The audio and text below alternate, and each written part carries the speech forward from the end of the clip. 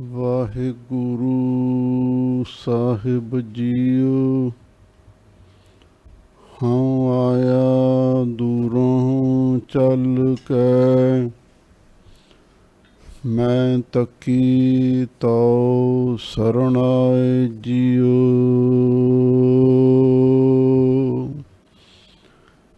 ਮੈਂ ਆਸਾ ਰਖੀ ਚਿਤ ਮਹਿ, ਮੇਰਾ ਸਭ ਦੁੱਖ ਗਵਾਏ ਜੀਓ। ਬੇਸ਼ੁਮਾਰ ਅਥਾਹ ਅਗਾਨਤ ਅਤੁਲ, ਜਿਉ ਬੁਲਾਵਹੁ ਤਿਉ ਨਾਨਕ ਦਾਸ ਬੋਲੇ। ਸਤਨਾਮ ਸ੍ਰੀ ਵਾਹਿਗੁਰੂ ਸਾਹਿਬ ਜੀਓ। ਸ਼ਲੋਕ ਮਹੱਲਾ ਚੌਥਾ। ਇੱਕ ਓੰਕਾਰ ਸਤਿਗੁਰ ਪ੍ਰਸਾਦ। ਵਡਭਾਗੀਆ ਸੁਹਾਗਣੀ, ਜਿਨ੍ਹਾਂ ਗੁਰਮੁਖ ਮਿਲਿਆ ਹਰਿ ਰਾਏ। ਅੰਤਰ ਜੋਤ ਪ੍ਰਗਾਸੀਆ, ਨਾਨਕ ਨਾਮ ਸਮਾਏ। ਵਾਹੋ ਵਾਹੋ ਸਤਿਗੁਰ ਪੁਰਖ ਹੈ, ਜਿਨ ਸੱਚ ਜਾਤਾ ਸੋਏ। ਜਿਤ ਮਿਲਿਆ ਤਿਖ ਉਤਰੈ, ਤਨ ਮਨ ਸੀਤਲ ਹੋਏ। ਵਾਹੋ ਵਾਹੋ ਸਤਿਗੁਰ ਸਤਿਪੁਰਖ ਹੈ, ਜਿਸਨੂੰ ਸਮਤ ਸਭ ਕੋਏ। ਵਾਹੋ ਵਾਹੋ ਸਤਿਗੁਰ ਨਿਰਵੈਰ ਹੈ, ਜਿਸ ਨਿੰਦਾ ਉਸਤਤ ਤੁਲ ਹੋਏ। ਸ਼ਲੋਕ ਮਹੱਲਾ ਚੌਥਾ। ਇੱਕ ਓੰਕਾਰ ਸਤਿਗੁਰ ਪ੍ਰਸਾਦ। ਵਡਭਾਗੀਆ ਸੁਹਾਗਣੀ, ਜਿਨ੍ਹਾਂ ਗੁਰਮੁਖ ਮਿਲਿਆ ਹਰਿ ਰਾਏ। ਵਾਹਿਗੁਰੂ ਜੀ ਕਾ ਖਾਲਸਾ, ਵਾਹਿਗੁਰੂ ਜੀ ਕੀ ਫਤਿਹ। ਪਰਮ ਸਨਮਾਨਯੋਗ ਗੁਰੂ ਖਾਲਸਾ ਸਤ ਸੰਗਤ ਜੀਓ, ਸਤਿਗੁਰੂ ਨੇ ਅਪਾਰ ਬਖਸ਼ਿਸ਼ ਕੀਤੀ। ਗੁਰਬਾਣੀ ਦਾ ਅਮੋਲਕ ਖਜ਼ਾਨਾ ਸਾਨੂੰ ਬਖਸ਼ਿਸ਼ ਕੀਤਾ ਹੈ। ਕੋਈ ਗਾਵੇ ਕੋ ਸੁਣੈ, ਕੋਈ ਕਰੈ ਵਿਚਾਰ, ਕੋ ਉਪਦੇਸ਼ੈ ਕੋ ਦ੍ਰਿੜੈ, ਤਿਸ ਕਾ ਹੋਏ ਉਧਾਰ। ਇਹ ਬਾਣੀ ਸਾਰੇ ਜੀਵਾਂ ਦਾ ਉਧਾਰ ਕਰਨ ਵਾਲੀ ਹੈ। ਆਪ ਸੰਗਤਾਂ ਪਾਵਨ ਅੰਮ੍ਰਿਤ ਰੂਪ ਬਾਣੀ ਦੀ ਲੜੀਵਾਰ ਕਥਾ ਵਿਚਾਰ ਸਰਵਣ ਕਰ ਰਹੇ ਹੋ। ਪਿੱਛੇ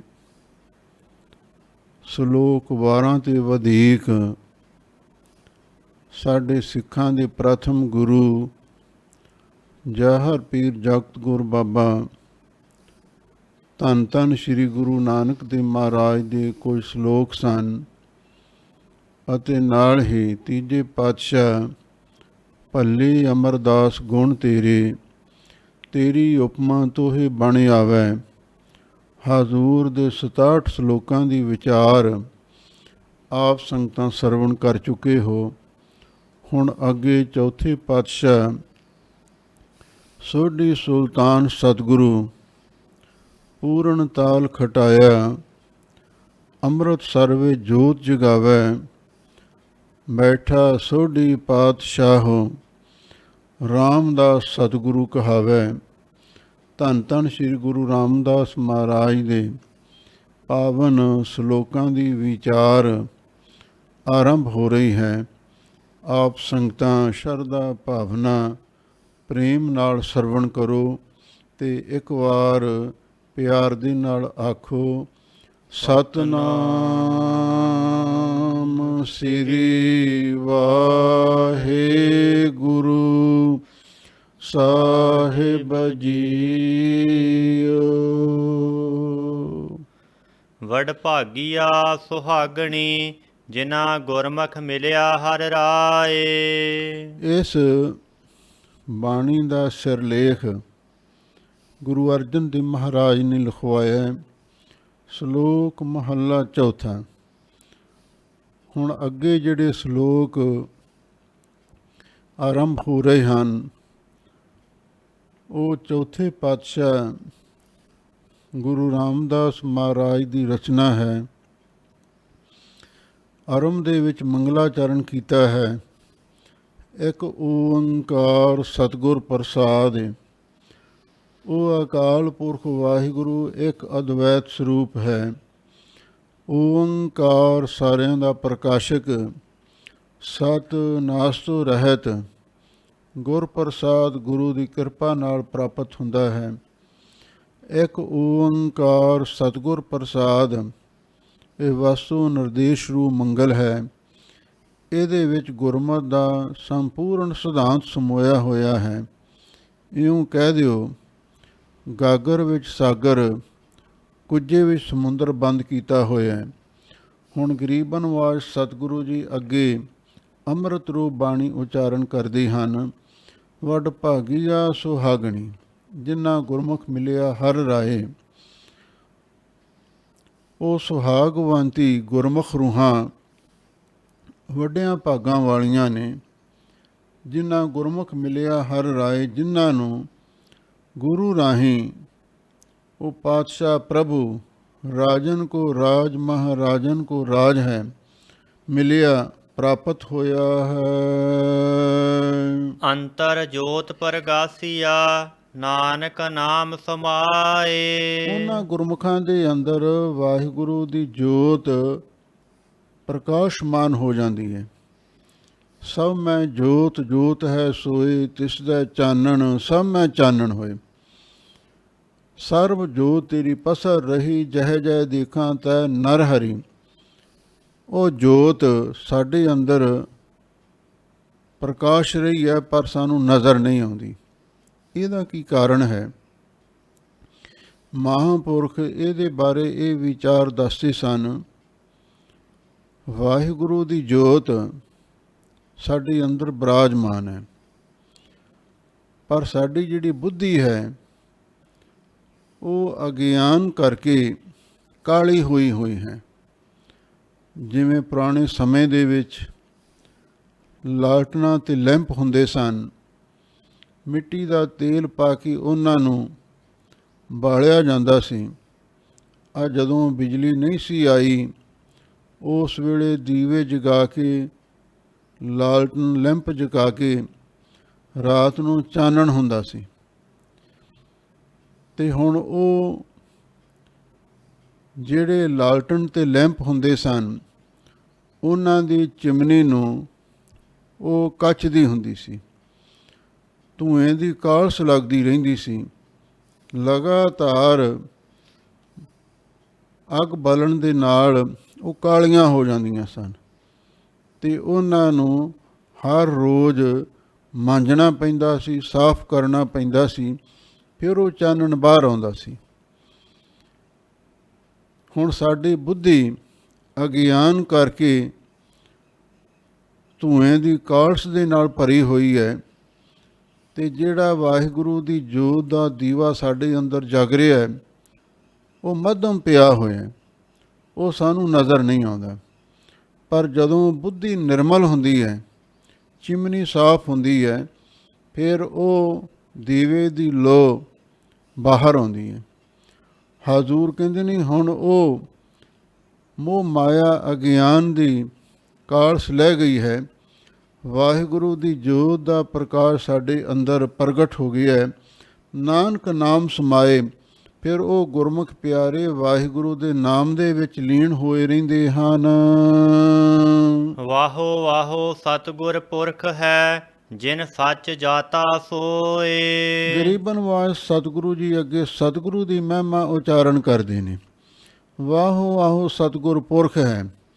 ਸਤਿਗੁਰੂ ਪੁਰਖ ਅਕਾਲ ਪੁਰਖ ਵਾਹਿਗੁਰੂ ਦਾ ਸਰੂਪ ਹੈ। ਵਾਹੋ ਵਾਹੋ, ਅਸੀਂ ਉਹਨਾਂ ਨੂੰ ਧੰਨ ਧੰਨ ਆਖਦੇ ਹਾਂ। ਅਸੀਂ ਸਤਿਗੁਰੂ ਦੀ ਤਾਰੀਫ ਕਰਦੇ ਹਾਂ। ਉਹ ਸਤਿਗੁਰੂ ਧੰਨ ਹਨ ਜਿਨ ਸੱਚ ਜਾਤਾ ਸੋਏ। ਜਿਸ ਸਤਿਗੁਰੂ ਨੇ ਉਹ ਸੱਚ ਸਰੂਪ ਵਾਹਿਗੁਰੂ ਪਰਮੇਸ਼ਰ ਨੂੰ ਜਾਣ ਲਿਆ ਹੈ। ਅਨੁਭਵ ਕਰ ਲਿਆ ਹੈ। ਸਤਿਪੁਰਖ ਜਿਨ ਜਾਣਿਆ ਸਤਿਗੁਰ ਤਿਸ ਕਾ ਨਾਉ, ਤਿਸ ਕੈ ਸੰਗ ਸਕੁਦਰੈ ਨਾਨਕ ਹਰ ਗੁਣ ਗਾਓ। ਸੱਚੇ ਗੁਰੂ ਦੀ ਨਿਸ਼ਾਨੀ ਹੀ ਇਹ ਹੈ, ਉਹ ਸਤਿਪੁਰਖ ਨੂੰ ਜਾਣਦਾ ਹੈ। ਹੁਣ ਕਈ ਲੋਕ ਇਹ ਸਵਾਲ ਵੀ ਕਰ ਦਿੰਦੇ ਹਨ ਵੀ ਜਿਸ ਨੇ ਸਤਿਪੁਰਖ ਨੂੰ ਜਾਣ ਲਿਆ ਤੇ ਉਹ ਸਤਿਗੁਰੂ ਹੈ। ਸਤਿਪੁਰਖ ਨੂੰ ਜਾਣਨ ਵਾਲੇ ਤਾਂ ਬਹੁਤ ਹੋਣਗੇ। ਬ੍ਰਹਮਾ ਵਿਸ਼ਨੂੰ ਸ਼ਿਵ ਜੀ ਵਰਗੇ ਦੇਵਤੇ, ਰਿਸ਼ੀ ਮੁਨੀ, ਪੀਰ ਪੈਗੰਬਰ, ਅਵਤਾਰ, ਉਹਨਾਂ ਨੇ ਵੀ ਤੇ ਰੱਬ ਨੂੰ ਜਾਣਿਆ ਹੀ ਹੋਵੇਗਾ। ਕਿ ਉਹ ਸਾਡੇ ਸਾਰੇ ਸਤਿਗੁਰੂ ਬਣ ਸਕਦੇ ਨੇ? ਨਹੀਂ, ਸਾਨੂੰ ਵਿਚਾਰ ਕਰਨੀ ਪਵੇਗੀ। ਜਿੰਨੇ ਦੇਵੀ ਦੇਵਤੇ ਹੋਏ ਨੇ, ਰਿਸ਼ੀ ਮੁਨੀ ਹੋਏ ਨੇ, ਉਹਨਾਂ ਨੇ ਅਸਲੀ ਵਾਹਿਗੁਰੂ ਨੂੰ ਜਾਣਿਆ ਹੀ ਨਹੀਂ। ਤੁਸੀਂ ਆਖੋਗੇ ਉਹ ਕਿਵੇਂ? ਜਪਜੀ ਸਾਹਿਬ ਬਾਣੀ ਪੜ੍ਹੋ। ਗੁਰੂ ਨਾਨਕ ਸਾਹਿਬ ਜੀ ਦੇ ਬਚਨ ਨੇ, ਏਕਾ ਮਾਈ ਜੁਗਤ ਵਿਆਈ, ਤਿੰਨ ਚੇਲੇ ਪ੍ਰਵਾਨ, ਇੱਕ ਸੰਸਾਰੀ ਇੱਕ ਭੰਡਾਰੀ, ਇੱਕ ਲਾਏ ਦੀ ਬਾਣ, ਜਿਵ ਤਿਸ ਭਾਵੈ ਤਿਵੈ ਚਲਾਵੈ, ਜਿਵ ਹੋਵੈ ਫੁਰਮਾਨ, ਉਹ ਵੇਖੈ ਉਹਨਾਂ ਨਜ਼ਰ ਨਾ ਆਵੈ, ਬਹੁਤਾ ਇਹੋ ਵਿਡਾਣ। ਇਹ ਦੇਵੀ ਦੇਵਤੇ ਵਾਹਿਗੁਰੂ ਨੂੰ ਜਾਣ ਨਹੀਂ ਸਕੇ। ਜੇ ਜਾਣਦੇ ਹੁੰਦੇ ਤੇ ਰੱਬ ਦੀ ਬਰਾਬਰੀ ਨਾ ਕਰਦੇ। ਕਲਗੀਧਰ ਪਾਤਸ਼ਾਹ ਦੇ ਬਚਨ ਨੇ, ਮਹਾਦੇਵ ਅਚੁੱਤ ਕਹਿਵਾਇਓ, ਬਿਸ਼ਨ ਆਪ ਹੀ ਕੋ ਠਹਿਰਾਇਓ, ਬ੍ਰਹਮਾ ਆਪ ਪਾਰ ਬ੍ਰਹਮ ਬਖਾਨਾ, ਪ੍ਰਭ ਕੋ ਪ੍ਰਭੂ ਨਾ ਕਿਨਹੋ ਜਾਨਾ। ਗੱਲ ਸਪਸ਼ਟ ਹੋ ਗਈ। ਗੁਰੂ ਨਾਨਕ ਸਾਹਿਬ ਤੋਂ ਬਿਨਾਂ, 10 ਸਤਿਗੁਰੂ ਸਾਹਿਬਾਨ ਤੋਂ ਬਿਨਾਂ, ਧੰਨ ਧੰਨ ਸ੍ਰੀ ਗੁਰੂ ਗ੍ਰੰਥ ਸਾਹਿਬ ਜੀ ਤੋਂ ਬਿਨਾਂ ਕਿਸੇ ਨੇ ਉਸ ਅਕਾਲ ਪੁਰਖ ਨੂੰ ਪੂਰਨ ਰੂਪ ਦੇ ਵਿੱਚ ਜਾਣਿਆ ਹੀ ਨਹੀਂ ਸੀ। ਸਿਰਫ ਉਹਨਾਂ ਦੇ ਟੇਵੇ ਸਨ, ਅਨੁਮਾਨ ਸਨ। ਉਹਨਾਂ ਦੁਆਰਾ ਕੁਝ ਨਾ ਕੁਝ ਉਹਨਾਂ ਨੇ ਸਾਨੂੰ ਜ਼ਰੂਰ ਸਮਝਾਇਆ ਹੈ। ਜਿਵੇਂ 4 ਸੂਰਮੇ ਨੇਤਰਹੀਣ ਮਨੁੱਖ ਹਾਥੀ ਵੇਖਣ ਚਲੇ ਗਏ। ਅੱਖਾਂ ਤੇ ਹੈ ਨਹੀਂ ਸਨ ਹਾਥੀ ਦੇ ਸਾਰੇ ਆਕਾਰ ਨੂੰ ਵੇਖ ਸਕਦੇ। ਉਹਨਾਂ ਨੇ ਟੋਹ ਟੋਹ ਕੇ ਹਾਥੀ ਨੂੰ ਵੇਖਣਾ ਸ਼ੁਰੂ ਕੀਤਾ। ਜਿਹਨੇ ਉਹਦੇ ਸੁੰਡ ਨੂੰ ਹੱਥ ਲਾਇਆ, ਉਹ ਕਹਿਣ ਲੱਗਾ ਹਾਥੀ ਅਸਰਾਲ ਵਰਗਾ ਹੁੰਦਾ। ਜਿਹਨੇ ਕੰਨਾਂ ਨੂੰ ਹੱਥ ਲਾਏ, ਉਹ ਕਹਿੰਦਾ ਹਾਥੀ ਕੇਲਿਆਂ ਦੇ ਪੱਤਿਆਂ ਵਰਗਾ ਹੁੰਦਾ। ਕੇਲੇ ਦੇ ਪੱਤੇ ਚੌੜੇ ਤੇ ਵਿਸ਼ਾਲ ਹੁੰਦੇ ਨੇ। ਜਿਹਨੇ ਪੇਟ ਨੂੰ ਹੱਥ ਲਾਇਆ, ਕਹਿਣ ਲੱਗਾ ਹਾਥੀ ਤੇ ਪਾਥੀਆਂ ਦੇ ਗਹੀਰੇ ਵਰਗਾ ਹੁੰਦਾ। ਜਿਹਨੇ ਲੱਤਾਂ ਨੂੰ ਹੱਥ ਲਾਇਆ, ਉਹ ਕਹਿਣ ਲੱਗਾ ਉਹ ਤੇ ਸ਼ਤੀਰ ਵਰਗਾ ਹਾਥੀ ਹੁੰਦਾ। ਬਸ ਇਸ ਤਰ੍ਹਾਂ ਹੀ ਉਹਨਾਂ ਨੇ ਵਾਹਿਗੁਰੂ ਪਰਮੇਸ਼ਰ ਦੇ ਬਾਰੇ ਕੁਝ ਨਾ ਕੁਝ ਕਹਿਣ ਦਾ ਯਤਨ ਕੀਤਾ, ਪਰ ਪੂਰਨ ਰੂਪ ਦੇ ਵਿੱਚ ਕਿਸੇ ਨੇ ਉਹਨੂੰ ਜਾਣਿਆ ਨਹੀਂ ਹੈ। ਇਸੇ ਲਈ ਗਰੀਬਨਵਾਜ ਸਤਿਗੁਰੂ ਜੀ ਫਰਮਾਉਂਦੇ ਨੇ, ਧੰਨ ਹੈ ਸੱਚੇ ਸਤਿਗੁਰੂ, ਅਕਾਲ ਪੁਰਖ ਦਾ ਸਰੂਪ ਗੁਰੂ ਨਾਨਕ ਦੇਵ ਗੋਬਿੰਦ ਰੂਪ, ਜਿਨ੍ਹਾਂ ਨੇ ਉਸ ਅਕਾਲ ਪੁਰਖ ਵਾਹਿਗੁਰੂ ਨੂੰ ਪੂਰਨ ਰੂਪ ਦੇ ਵਿੱਚ ਜਾਣਿਆ ਹੈ। ਜਿਤ ਮਿਲਿਆ ਤਿਖ ਉਤਰੈ, ਤਨ ਮਨ ਸੀਤਲ ਹੋਏ। ਜੇ ਸੱਚੇ ਸਤਿਗੁਰੂ ਦੇ ਮਿਲਣ ਦੇ ਨਾਲ ਸਾਡੀ ਤ੍ਰਿਸ਼ਨਾ ਦੀ ਪਿਆਸ ਬੁਝ ਜਾਂਦੀ ਹੈ ਤੇ ਸਾਡਾ ਤਨ ਵੀ ਤੇ ਮਨ ਵੀ ਠੰਡਾ ਠਾਰ ਹੋ ਜਾਂਦਾ ਹੈ। ਵਾਹੋ ਵਾਹੋ ਸਤਿਗੁਰ ਸਤਿਪੁਰਖ ਹੈ, ਜਿਸ ਨੂੰ ਸਾਮਤ ਸਭ ਕੋਏ। ਧੰਨ ਹੈ ਸਤਿਪੁਰਖ, ਸੱਚੇ ਸਤਿਗੁਰੂ ਸਾਹਿਬਾਨ, ਜਿਸ ਨੂੰ ਸਮਤ ਸਭ ਕੋਏ। ਭਾਈ ਜਿਨ੍ਹਾਂ ਨੂੰ ਸਾਰੇ ਜੀਵ ਇੱਕ ਬਰਾਬਰ ਹੀ ਨਜ਼ਰ ਆਉਂਦੇ ਨੇ। ਧੰਨ ਗੁਰੂ ਨਾਨਕ ਦੇਵ ਮਹਾਰਾਜ ਸੱਚੇ ਪਾਤਸ਼ਾਹ ਨੇ ਰਾਣਾ ਰੰਕ ਬਰਾਬਰੀ ਪੈਰੀ ਪਵਨਾ ਜਗ ਵਰਤਾਇਆ। ਗਰੀਬ ਹੋਵੇ, ਅਮੀਰ ਹੋਵੇ, ਬਾਦਸ਼ਾਹ ਹੋਵੇ, ਕੰਗਾਲ ਹੋਵੇ, ਉਹਨੂੰ ਇੱਕੋ ਥਾਂ ਹੀ ਬੈਠਣ ਦਾ ਹੁਕਮ ਕੀਤਾ। ਵੱਖਰਾ ਆਸਣ ਨਹੀਂ ਕਿਸੇ ਨੂੰ ਲਾਉਣ ਦੀ ਆਗਿਆ ਦਿੱਤੀ। ਇਸੇ ਲਈ ਜਿਨ੍ਹਾਂ ਲਈ ਸਾਰੇ ਬਰਾਬਰ ਨੇ, 4 ਵਰਨ ਇੱਕ ਵਰਨ ਕਰ, ਚਾਰੇ ਵਰਨਾਂ ਦਾ ਇੱਕੋ ਹੀ ਵਰਨ ਬਣਾ ਦਿੱਤਾ। ਸਾਰਿਆਂ ਨੂੰ ਇੱਕੋ ਥਾਂ ਹੀ ਬਿਠਾ ਦਿੱਤਾ। ਸੰਗਤ ਵੀ, ਪੰਗਤ ਵੀ, ਅੰਮ੍ਰਿਤ ਵੀ, ਸਾਰਿਆਂ ਨੂੰ ਇੱਕੋ ਜਿਹਾ ਛਕਾ ਦਿੱਤਾ। ਇਸੇ ਲਈ ਉਹ ਸਤਿਗੁਰੂ ਧੰਨ ਹਨ, ਜਿਸ ਨੂੰ ਸਾਰੇ ਇੱਕ ਬਰਾਬਰ ਹੀ ਦਿਸਦੇ ਹਨ। ਵਾਹੋ ਵਾਹੋ ਸਤਿਗੁਰ ਨਿਰਵੈਰ ਹੈ, ਜਿਸ ਨਿੰਦਾ ਉਸਤਤ ਤੁਲ ਹੋਏ। ਭਾਈ ਉਹ ਸੱਚੇ ਸਤਿਗੁਰੂ ਨਿਰਵੈਰ ਨੇ, ਭਾਵ ਉਹਨਾਂ ਦਾ ਕਿਸੇ ਨਾਲ ਵੀ ਵੈਰ ਨਹੀਂ ਹੈ। ਧੰਨ ਹਨ ਉਹ ਸਤਿਗੁਰੂ ਜਿਸ ਨਿੰਦਾ ਉਸ ਤੋਂ ਤੁਲ ਹੋਏ। ਭਾਵੇਂ ਕੋਈ ਸਤਿਗੁਰੂ ਦੀ ਨਿੰਦਿਆ ਕਰੀ ਜਾਵੇ, ਚਾਹੇ ਉਹਨਾਂ ਦੀ ਉਸਤਤ ਵਡਿਆਈ ਕਰੀ ਜਾਵੇ, ਉਹ ਦੋਵੇਂ ਸਤਿਗੁਰੂ ਨੂੰ ਇੱਕੋ ਬਰਾਬਰ ਹੀ ਦਿਸਦੇ ਹਨ। ਵਾਹੋ ਵਾਹੋ ਸਤਿਗੁਰ ਸੁਜਾਨ ਹੈ, ਜਿਸ ਅੰਤਰ ਬ੍ਰਹਮ ਵਿਚਾਰ। ਧੰਨ ਹੈ ਸੁਜਾਨ ਸਤਿਗੁਰੂ, ਜੋ ਸੁਜਾਨ ਸ੍ਰੇਸ਼ਟ ਜਾਣੀ ਜਾਣ ਨੇ, ਦਿਲਾਂ ਦੇ ਮਹਿਰਮ ਨੇ, ਸਾਡੇ ਅੰਦਰ ਦੀਆਂ ਜਾਣਨਹਾਰ ਨੇ। ਐਸੇ ਸਤਿਗੁਰੂ ਨੂੰ ਧੰਨ ਅਸੀਂ ਕਹਿੰਦੇ ਹਾਂ, ਜਿਸ ਅੰਤਰ ਬ੍ਰਹਮ ਵਿਚਾਰ, ਜਿਸ ਸਤਿਗੁਰੂ ਦੇ ਅੰਦਰ ਬ੍ਰਹਮ ਦੀ ਵਿਚਾਰ ਟਿਕੀ ਹੋਈ ਹੈ। ਭਾਵ ਹਰ ਵੇਲੇ ਉਹ ਪਰਮੇਸ਼ਰ ਦਾ ਹੀ ਨਿਰਣਾ, ਏਕੋ ਫਿਕਰ ਏਕੋ ਜ਼ਿਕਰ, ਉਸੇ ਵਾਹਿਗੁਰੂ ਪਰਮੇਸ਼ਰ ਦੀ ਵਿਚਾਰ ਕਰਦੇ ਹਨ। ਵਾਹੋ ਵਾਹੋ ਸਤਿਗੁਰ ਨਿਰੰਕਾਰ ਹੈ, ਜਿਸ ਅੰਤ ਨਾ ਪਾਰਾਵਾਰ। ਧੰਨ ਹੈ ਉਹ ਸਤਿਗੁਰੂ ਨਿਰੰਕਾਰ, ਜੋ ਨਿਰਾਕਾਰ ਸਰੂਪ ਵਾਹਿਗੁਰੂ ਉਹਦਾ ਸਰੂਪ ਨੇ। ਨਿਰਗੁਣ ਆਪ ਸਰਗੁਣ ਪੀ, ਉਹੀ ਕਲਾ ਤਾਜਨ ਸਗਲੀ ਮੋਹੀ।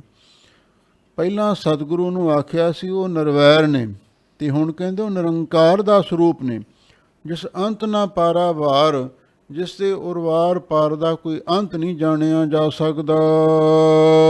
ਵਾਹੋ ਵਾਹੋ ਸਤਿਗੁਰੂ ਹੈ, ਜੇ ਸੱਚ ਦ੍ਰਿੜਾਏ ਸੋਏ। ਧੰਨ ਹੈ ਸੱਚੇ ਸਤਿਗੁਰੂ, ਜਿਹੜੇ ਸਾਨੂੰ ਸੱਚ ਨੂੰ ਦ੍ਰਿੜ ਕਰਾਉਂਦੇ ਨੇ। ਇੱਕ ਤਾਂ ਸੱਚ ਬੋਲਣਾ, ਇਹ ਇੱਕ ਅਖਲਾਕੀ ਗੁਣ ਹੈ। ਬੋਲੀਐ ਸੱਚ ਧਰਮ, ਝੂਠ ਨਹੀਂ ਬੋਲੀਐ, ਜੋ ਗੁਰ ਦੱਸੇ ਵਾਟ ਮੁਰੀਦਾਂ ਜੋਲੀਐ। ਦੂਸਰਾ ਹੈ ਸੱਚਾ ਨਾਮ ਜਪਣਾ, ਇਹ ਇੱਕ ਅਧਿਆਤਮਕ ਗੁਣ ਹੈ। ਹਜ਼ੂਰ ਫਰਮਾਉਂਦੇ ਹਨ ਵੀ ਜਿਹੜੇ ਸਤਿਗੁਰੂ ਸੱਚ ਨੂੰ ਦ੍ਰਿੜ ਕਰਾਉਂਦੇ ਨੇ, ਸੱਚ ਬੋਲਣਾ ਸਿਖਾਉਂਦੇ ਨੇ ਤੇ ਸੱਚੇ ਨਾਮ ਨੂੰ ਮਨ ਵਿੱਚ ਵਸਾਉਂਦੇ ਨੇ, ਉਹ ਸਤਿਗੁਰੂ ਨੂੰ ਧੰਨ ਕਹਿੰਦੇ ਹਾਂ। ਨਾਨਕ ਸਤਿਗੁਰ ਵਾਹੋ ਵਾਹੋ, ਜਿਸ ਤੇ ਨਾਮ ਪ੍ਰਾਪਤ ਹੋਏ। ਗੁਰੂ ਰਾਮਦਾਸ ਮਹਾਰਾਜ ਸੱਚੇ ਪਾਤਸ਼ਾਹ ਫਰਮਾਉਂਦੇ ਨੇ, ਉਹ ਸੱਚੇ ਸਤਿਗੁਰੂ ਧੰਨ ਹਨ। ਮਨ ਬਾਣੀ ਸਰੀਰ ਕਰਕੇ ਤਿੰਨੇ ਕਾਲਾਂ ਵਿੱਚ ਹੀ ਧੰਨਤਾ ਯੋਗ ਨੇ, ਜਿਸ ਤੇ ਨਾਮ ਪ੍ਰਾਪਤ ਹੋਏ, ਜਿਸ ਤੋਂ ਭਾਈ ਸਾਨੂੰ ਨਾਮ ਦੀ ਦਾਤ ਪ੍ਰਾਪਤ ਹੁੰਦੀ ਹੈ। ਨਾਮ ਤੋਂ ਅੱਗੇ ਹੀ ਗਿਆਨ, ਤੇ ਗਿਆਨ ਦੁਆਰਾ ਮੁਕਤੀ ਪ੍ਰਾਪਤ ਹੁੰਦੀ ਹੈ। ਹਰ ਪ੍ਰਭ ਸੱਚਾ ਸੋਹਿਲਾ, ਗੁਰਮੁਖ ਨਾਮ ਗੋਵਿੰਦ। ਗਰੀਬ ਨਿਵਾਜ ਸਤਿਗੁਰੂ ਜੀ ਫਰਮਾਉਂਦੇ ਨੇ, ਜਿਹੜੇ ਵਾਹਿਗੁਰੂ ਦੇ ਪਿਆਰੇ ਨੇ, ਗੁਰਮੁਖ ਜਨ, ਹਰ ਪ੍ਰਭ ਸੱਚਾ ਸੋਹਿਲਾ, ਉਹ ਸਰਬ ਸ਼ਕਤੀਮਾਨ ਅਕਾਲ ਪੁਰਖ ਵਾਹਿਗੁਰੂ ਦਾ ਸੱਚਾ ਸੋਹਿਲਾ ਮੰਗਲਮਈ ਜਸ ਉਚਾਰਨ ਕਰਦੇ ਨੇ। ਤੇ ਨਾਲ ਹੀ ਹਜ਼ੂਰ ਫਰਮਾਉਂਦੇ ਨੇ, ਗੁਰਮੁਖ ਨਾਮ ਗੋਬਿੰਦ, ਉਹ ਗੁਰਮੁਖ ਪਿਆਰੇ ਹਰ ਵੇਲੇ ਗੋਬਿੰਦ ਅਕਾਲ ਪੁਰਖ ਵਾਹਿਗੁਰੂ ਦਾ ਨਾਮ ਵੀ ਉਚਾਰਨ ਕਰਦੇ ਨੇ। ਸੋਹਿਲਾ ਤੋਂ ਭਾਵ ਹੈ ਕੀਰਤਨ, ਤੇ ਨਾਮ ਤੋਂ ਭਾਵ ਹੈ ਨਾਮ ਜਪਣਾ। ਨਾਮ ਤੇ ਕੀਰਤਨ ਕਲਯੁਗ ਦੇ ਪ੍ਰਧਾਨ ਸਾਧਨ ਨੇ। ਨਾਮ ਜਾਤੀ ਸਾਧਨ ਹੈ, ਕੀਰਤਨ ਜਮਾਤੀ ਸਾਧਨ ਹੈ। ਗੁਰਮੁਖ ਉਸ ਵਾਹਿਗੁਰੂ ਦਾ ਸੱਚਾ ਸੋਹਿਲਾ ਜਸ ਕੀਰਤਨ ਕਰਦੇ ਹਨ, ਤੇ ਨਾਲ ਹੀ ਉਹ ਗੁਰਮੁਖ ਪਿਆਰੇ ਵਾਹਿਗੁਰੂ ਦਾ ਨਾਮ ਜਪਦੇ ਹਨ। ਅਨ ਦਿਨ ਨਾਮ ਸਲਾਹਣਾ, ਹਰ ਜਪਿਆ ਮਨ ਆਨੰਦ। ਤੇ ਦਿਨ ਰਾਤ ਉਹ ਵਾਹਿਗੁਰੂ ਦੇ ਨਾਮ ਨੂੰ ਸਲਾਉਂਦੇ ਰਹਿੰਦੇ ਨੇ। ਹਰ ਜਪਿਆ ਮਨ ਆਨੰਦ, ਕਿਉਂ? ਉਹਨਾਂ ਨੂੰ ਪਤਾ ਹੈ ਵਾਹਿਗੁਰੂ ਦੇ ਨਾਮ ਨੂੰ ਜਪਣ ਦੇ ਨਾਲ ਮਨ ਵਿੱਚ ਆਨੰਦ ਪ੍ਰਗਟ ਹੋ ਜਾਂਦਾ ਹੈ। ਵਾਹਿਗੁਰੂ ਦੇ ਨਾਮ ਦੇ ਵਿੱਚ ਇਹ ਇੱਕ ਸ਼ਕਤੀ ਹੈ, ਇਹ ਇੱਕ ਰਹਿਮਤ ਹੈ। ਜਦੋਂ ਅਸੀਂ ਵਾਹਿਗੁਰੂ ਦਾ ਨਾਮ ਜਪਦੇ ਹਾਂ, ਸਾਡੇ ਅੰਦਰ ਖੇੜਾ, ਵਿਗਾਸ, ਆਨੰਦ, ਖੁਸ਼ੀ ਪ੍ਰਗਟ ਹੁੰਦੀ ਹੈ। ਵਡਭਾਗੀ ਹਰ ਪਾਇਆ, ਪੂਰਨ ਪਰਮਾਨੰਦ। ਉਹ ਵਡਭਾਗੀ ਪੁਰਸ਼ ਨੇ। ਕਿਹੜੇ ਵਡਭਾਗੀ? ਸਭ ਤੋਂ ਵੱਡੇ ਭਾਗ ਗੁਰ ਸਿੱਖਾਂ ਕੇ, ਜੋ ਗੁਰ ਚਰਨੀ ਸਿੱਖ ਪੜ੍ਹਦੇ ਆ, ਜਿਹੜੇ ਗੁਰੂ ਦੇ ਚਰਨੀ ਟਹਿ ਪੈਂਦੇ ਨੇ, ਉਹਨਾਂ ਵਡਭਾਗੀਆਂ ਨੇ ਵਾਹਿਗੁਰੂ ਨੂੰ ਪ੍ਰਾਪਤ ਕੀਤਾ ਹੈ। ਉਹ ਵਾਹਿਗੁਰੂ ਪਰਮੇਸ਼ਰ ਕਿਹੋ ਜਿਹਾ ਹੈ? ਪੂਰਨ ਪਰਮਾਨੰਦ, ਸਰਬ ਕਲਾ ਭਰਪੂਰ ਤੇ ਪਰਮ ਆਨੰਦ ਸਰੂਪ ਹੈ। ਜਨ ਨਾਨਕ ਨਾਮ ਸਲਾਹਿਆ, ਬਹੁੜ ਨਾ ਮਨ ਤਨ ਭੰਗ। ਗਰੀਬ ਨਿਵਾਜ ਸਤਿਗੁਰੂ ਜੀ ਫਰਮਾਉਂਦੇ ਨੇ, ਜਨ ਨਾਨਕ ਨਾਮ ਸਲਾਹਿਆ, ਫਿਰ ਉਹਨਾਂ ਨੇ ਵਾਹਿਗੁਰੂ ਦੇ ਨਾਮ ਨੂੰ ਸਲਾਹਿਆ ਹੈ, ਅਥਵਾ ਨਾਮ ਜਪਿਆ ਤੇ ਵਾਹਿਗੁਰੂ ਦਾ ਜਸ ਕੀਰਤਨ ਕੀਤਾ ਹੈ। ਬਹੁੜ ਨਾ ਮਨ ਤਨ ਭੰਗ, ਫਿਰ ਕਦੇ ਵੀ ਉਹਨਾਂ ਦਾ ਮਨ ਤੇ ਤਨ ਅੰਦਰੋਂ ਭੰਗ ਉਦਾਸ ਨਹੀਂ ਹੁੰਦਾ, ਢਹਿੰਦਾ ਨਹੀਂ ਹੈ। ਭਾਵ ਉਹ ਕਦੀ ਉਦਾਸ ਨਹੀਂ ਹੁੰਦੇ, ਚੜ੍ਹਦੀ ਕਲਾ ਵਿੱਚ ਹੀ ਰਹਿੰਦੇ ਹਨ। ਮੂੰਹ ਪਿਰੀਆ ਸੋ ਨੇਹੋ, ਕਿਉ ਸੱਜਣ ਮਿਲਹਿ ਪਿਆਰਿਆ। ਲਉਣ ਪਤੀ ਸਤੀ ਰੂਪਕ ਅਲੰਕਾਰ ਦੇ ਵਿੱਚ ਸੋਢੀ ਸੁਲਤਾਨ ਸਤਿਗੁਰੂ ਉਪਦੇਸ਼ ਦਿੰਦੇ ਹਨ, ਮੂੰਹ ਪਿਰੀਆ ਸੋ ਨੇਹੋ, ਸਾਡਾ ਉਸ ਪਤੀ ਪਰਮੇਸ਼ਰ ਦੇ ਨਾਲ ਪ੍ਰੇਮ ਹੈ। ਕਿਉਂ ਸੱਜਣ ਮਿਲਹਿ ਪਿਆਰਿਆ, ਵੀ ਉਹ ਸੱਜਣ ਪਿਆਰੇ, ਪਿਆਰੇ ਸੱਜਣ ਅਕਾਲ ਪੁਰਖ ਵਾਹਿਗੁਰੂ ਜੀ ਸਾਨੂੰ ਕਿਵੇਂ ਮਿਲ ਸਕਦੇ ਨੇ? ਇਹ ਸਾਡੇ ਮਨ ਦੇ ਵਿੱਚ ਤਾਂਘ ਲੱਗੀ ਹੋਈ ਹੈ। ਹਾਂ ਟੂੰਡੇਂਦੀ ਤਿੰਨ, ਸੱਜਣ ਸੱਚ ਸਵਾਰਿਆ। ਅਸੀਂ ਉਹ ਸੱਜਣ ਅਕਾਲ ਪੁਰਖ ਵਾਹਿਗੁਰੂ ਨੂੰ ਢੂੰਡਦੇ ਫਿਰਦੇ ਹਾਂ, ਲੱਭਦੇ ਫਿਰਦੇ ਹਾਂ।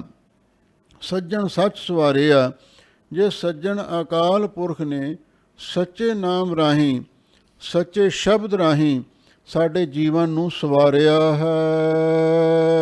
ਸਤਿਗੁਰ ਮੈਂਡਾ ਮਿੱਤ ਹੈ, ਜੇ ਮਿਲੈ ਤਾਂ ਇਹੋ ਮਨ ਵਾਰਿਆ।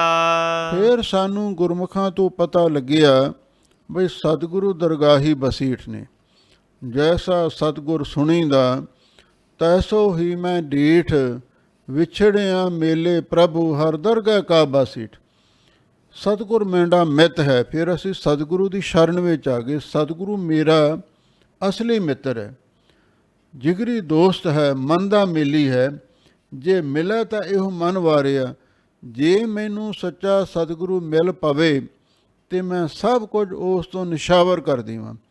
ਤਨ ਮਨ ਧਨ ਸਭ ਸੌਂਪ ਗੁਰ ਕੋ, ਹੁਕਮ ਮੰਨਿਆ ਪਾਈਏ।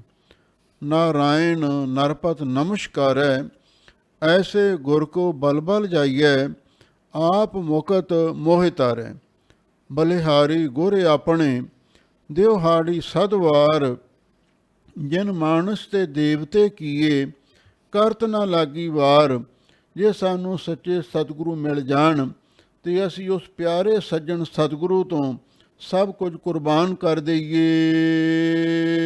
ਦੇਂਦਾ ਮੂੰਹ ਪਿਰ ਦਸ, ਹਰ ਸੱਜਣ ਸਿਰਜਨ ਹਾਰਿਆ।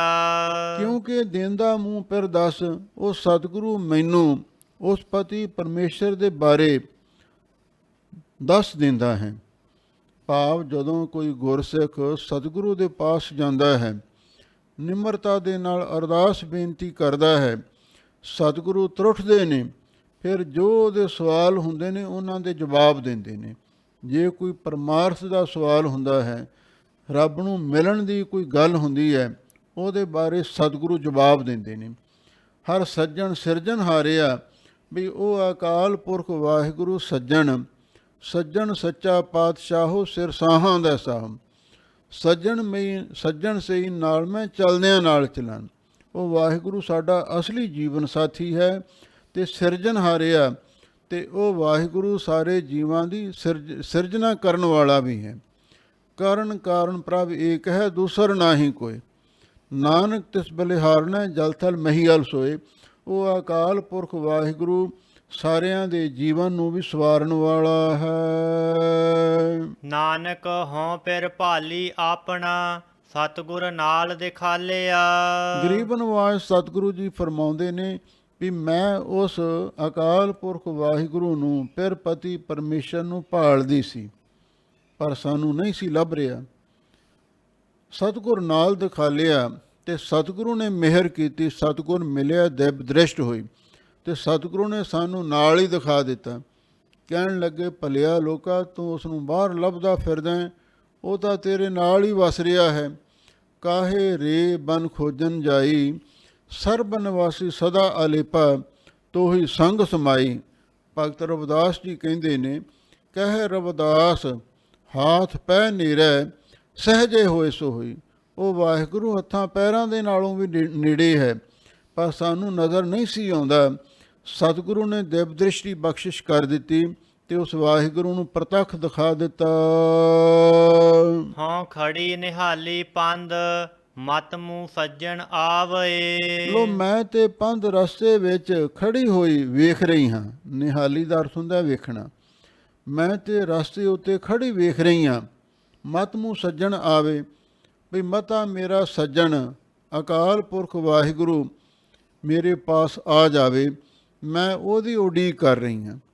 ਜਿਸ ਸੁਹਾਗਣ ਇਸਤਰੀ ਦਾ ਪਤੀ ਪਰਮੇਸ਼ਰ ਦੇ ਨਾਲ ਪਿਆਰ ਹੁੰਦਾ ਹੈ, ਉਹ ਰਾਹ 'ਤੇ ਖੜ੍ਹ ਕੇ ਨੀਝ ਨਾਲ ਦੇਖਦੀ ਹੈ ਤੇ ਆਪਣੇ ਪਤੀ ਪਰਮੇਸ਼ਰ ਦੀ ਆਸ ਕਰਦੀ ਹੈ ਵੀ ਉਹ ਮੈਨੂੰ ਆ ਕੇ ਮਿਲੇ।